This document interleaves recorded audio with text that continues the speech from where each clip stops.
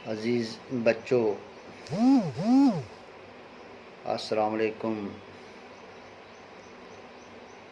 उम्मीद है कि आप खैर आफियत से होंगे।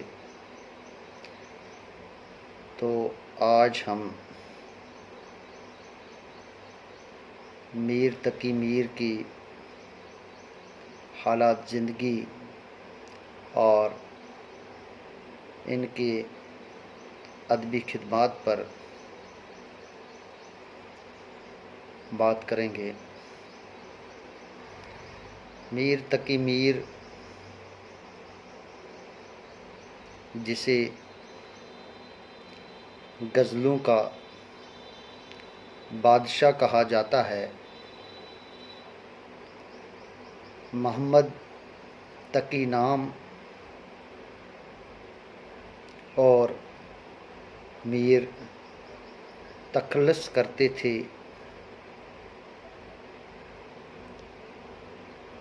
आपके वालिद का नाम मोहम्मद अली था, जो अली मुत्तकी के लक़ब से मशहूर थे, जो दरवेश तबीयत इंसान थे। मीर अकबर आबाद आगरा में 1722 में पैदा हुए। आपके परदादा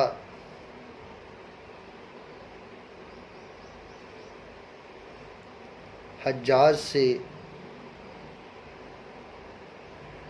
दक्कन आए और होते होते अकबर आबाद में सुकूनत पजीर हुए।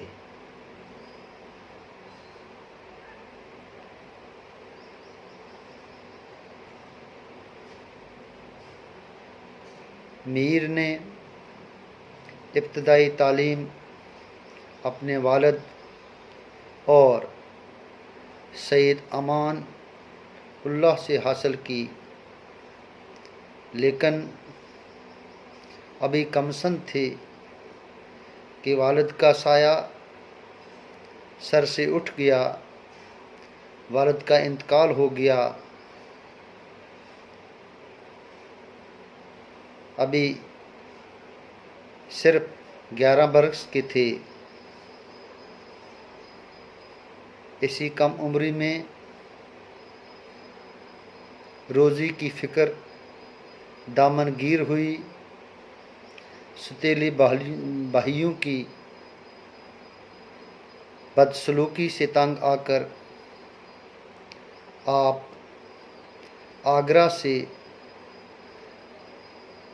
तलाश माश रोज़ी की तलाश की फ़िक्र में दिल्ली पहुँचे और एक नवाब के यहाँ मुलाज़म हो गए। मगर जब नवाब मासूम एक जंग में मारे गए तो मीर तकी मीर आगरा लौट आए, लेकिन गुज़र औक़ात की कोई सूरत न बन सकी। चनाचे दोबारा दिल्ली रवाना हुए और सिराजुद्दीन खान आरज़ू के यहाँ कायम पजीर हुए। खान आरज़ू मीर के सतीली भाइयों के मामू थे। उनके उकसाने पर खान आरज़ू ने भी मीर को परेशान करना शुरू कर दिया। उनकी सरपरस्ती से अलग हो गए। माश के लिए दर दर की ठोकरें खाने के बावजूद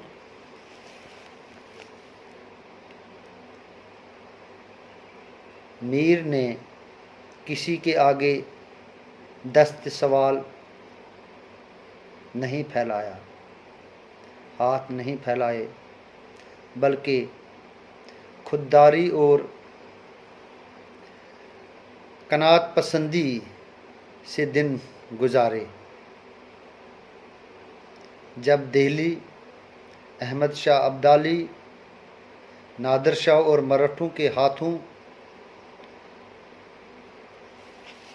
तारिज हुई तो मीर 1781 में लखनऊ चले गए।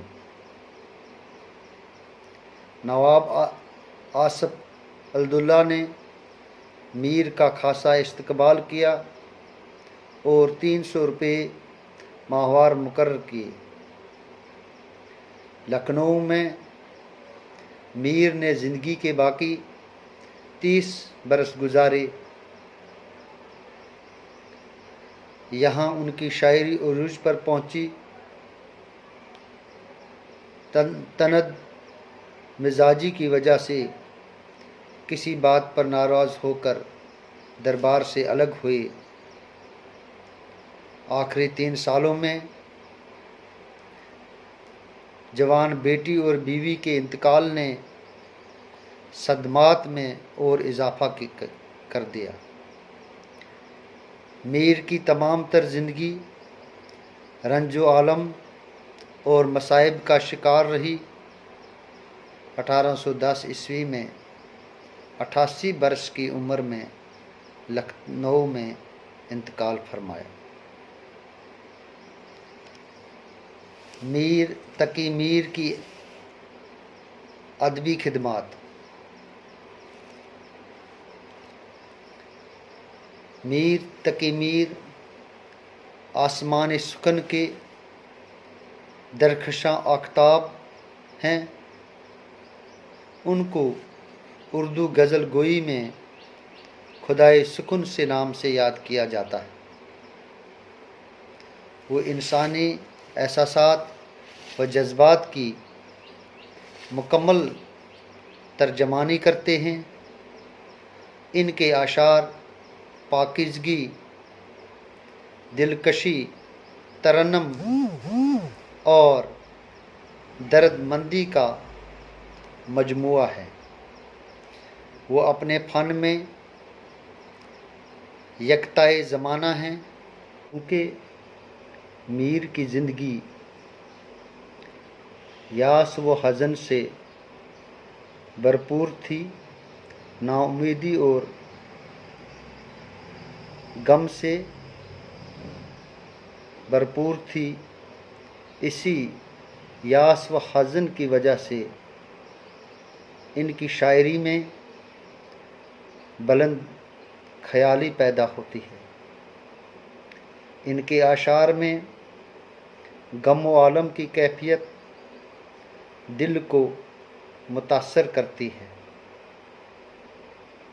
मीर की तख्लीकात में 6 उर्दू दीवान, 1 फ़ारसी दीवान, कहीं मसनूइयाँ, 1 खुद नोश्त सहने उमरी, ज़िक्र मीर, शायरों का तज़किरा, निकातुल शायरा और फ़ारसी ज़बान में 1 रसाला शामिल है। मीर की मसनूइयाँ इश्क व मोहब्बत के